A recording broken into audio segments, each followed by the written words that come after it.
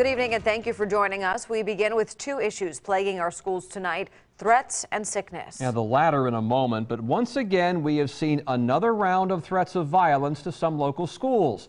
A third day in a row for these threats, and the map continues to fill up here. Today in red, IC Norcom High School and the same 4 Chesapeake schools as yesterday. Threats were also made to Hertford County, North Carolina schools. Parents are upset and students are losing valuable learning time. 10 of your side's Regina Mobley is here to tell us what she has learned. Regina?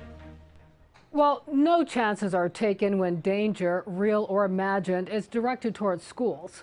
While the calls are under investigation, there is another call to keep the learning process on track. Next thing you know, I heard there's like bomb threats, there's like police pulling up. I was like, dang, this must be serious. It's serious anytime a threat, real or not, is called into a school. Across the region, from Norfolk to North Carolina, lives and learning have been disrupted in at least 20 schools.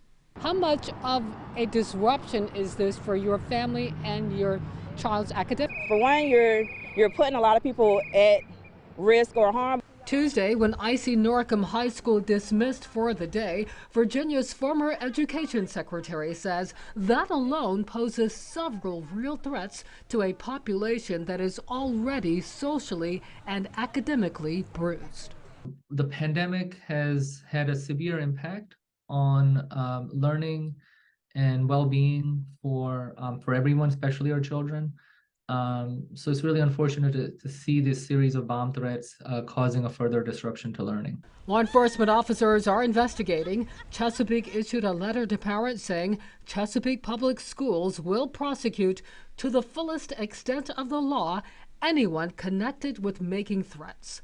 While investigations continue, the former education secretary says parents and schools can take a page from the pandemic anytime there's an unscheduled closure. We have become better at doing learning from home and virtually, so definitely encourage them to utilize that, encourage the school divisions to utilize online synchronized learning because they've become accustomed to it.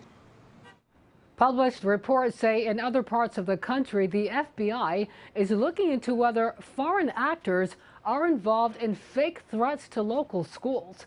We have much more on WAVY.com. Regina Mobley, 10 on your side.